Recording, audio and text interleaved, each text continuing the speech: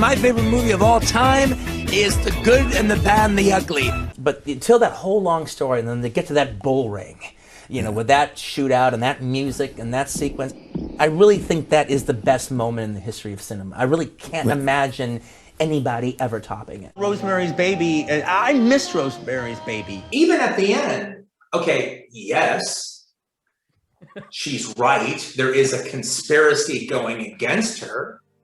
Does that mean it's the devil's son? Could they just all be a bunch of lunatics? Yes. If they all said Hail Pan as opposed to Hail Satan, would you take them less seriously? Nothing could be going on. Apparently, John Hughes had two versions of the end of Pretty in Pink. One where John Cryer gets Molly Ringwald, and one where Andrew McCarthy gets Molly Ringwald. Yeah. We know what history did there. Yeah, he wanted the John Cryer one to get it, but the audience didn't want that, so they didn't do it. But then you see the John Cryer when he doesn't get her, there's another dorky girl who's like says, hey, and you go, oh, me? Okay, great. Brian De Palma's Blowout. If I'm talking to somebody who's just seen Blowout and says, oh, wow, it's a real bummer that Sally died at the end. I go, well, you're a fucking idiot if you don't get it. All right. Easy Rider. I hadn't thought about this before until just now. In a weird way, the ending is actually what makes Easy Rider have a story. I don't even know if you could say Easy Rider has a story until the ending. Yeah, because... The ending makes what's happened before a story. Yeah. Well, it makes them martyrs. In particular, they have to get killed by that especially ugly redneck. Almost what makes it a story and what makes it martyrs is that those guys killed them. Mm-hmm. If they were just hit by a big rig, you know, that came out of nowhere when they were crossing the highway, well, that's not an ending to their journey. That's just an accident. And if they were killed by cops, well, that's almost too much of a pointed. Right. That's okay. Now we got to make bad guys. But in a weird way, it's like those hippies are truly representing the old America. I don't think it was actually. I mean, well, I think it probably was for the first few audiences, but then I actually think people knew it. I think at a certain point it became so successful. I think people at a certain point knew it going in, that was how it was going to be, and because their friends told them about it.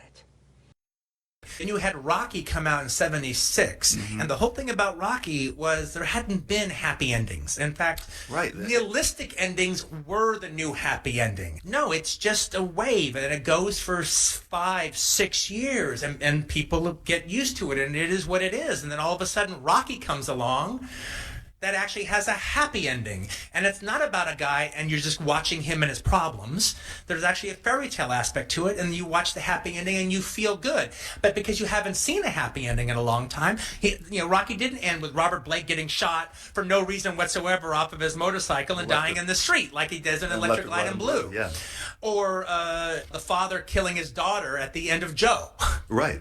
Those kind of tragic endings were the endings of the day. When Rocky came out, and it ended like with a happy ending. What's funny is like Rocky would actually be considered like a middle ending now, because actually Rocky didn't win the fight in the end of the first one. All right, but he did what he wanted to do. He won it for himself. But people walked out. It had been a long time since they'd gone to a movie and walked out feeling great.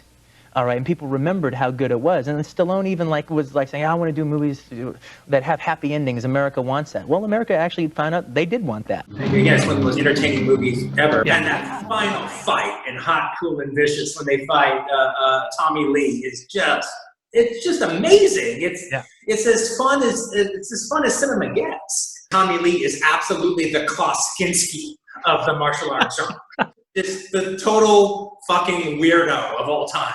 And Sir Honda's Rodan. That crazy wild slow motion when they're just laying waste to Rodan, and he's and it's like almost like Peckinpah slow motion, the way he's just moving his like wings and everything. I think the final shot of Rodan's final moment, I think that poetry goes a long way to making this one of like Sir Honda's like top 4 great movies. Completely. All right. Yeah. It's just a great monster movie regardless.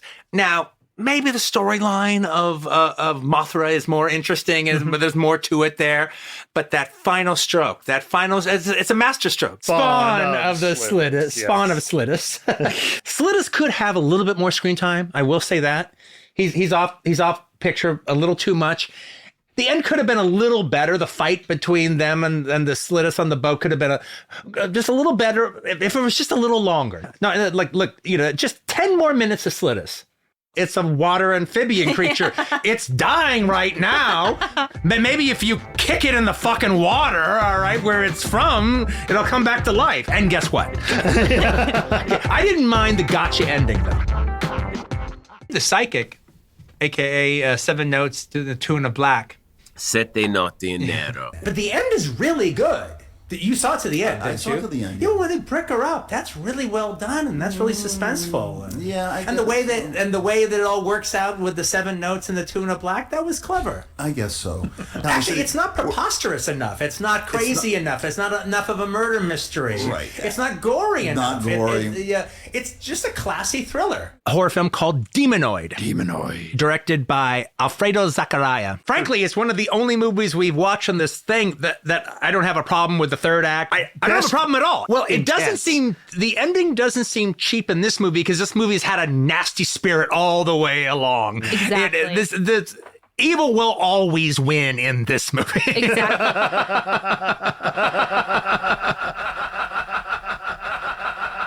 I loved The Great Escape. I thought it was a great movie. Great Escape not only was one of my favorite movies of all time, it has one of my favorite endings of all time. Yeah, I know, that that's- ball I against know. the thing. And, The Jaws sequel. The ending is horrible. The ending of Jaws 2 is horrible. What ruins Jaws 2 is the way they kill the shark. It's just so ridiculous. power Exactly. line I mean, I just keep drops, waiting yeah. for Fonzie to water ski over him, all right? It Jaws 2 literally actually jumps the shark. I mean, but the shark looks the same as the one from Happy Days, all right? The beach looks the same. I totally expect to see Fonzie flying over the climax. Blind Rage. This is deceptively a canon film release. We played it back a couple of times. It's all going down at the International House of Pancakes. It's going down right now at the International House of Pancakes. At a big kung fu fight on the top of the building that has like the IHOP. the IHOP sign completely parallel with the horizon. And by the way, I was rooting for Charlie Davo to win that fight against Jesse Crowder. I'm just saying. As much as I like Big Fred. Irv Kirshner's Eyes of Laura Mars. Eyes are like a prisoner.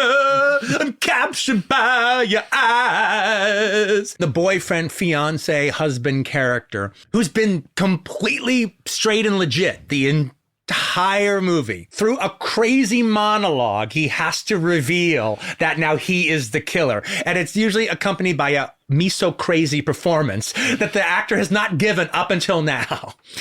And Tommy Lee Jones in this movie does my second favorite me-so-crazy monologue reveal for that type of character. My favorite is Paul Michael Glazier's in John Huston's Phobia.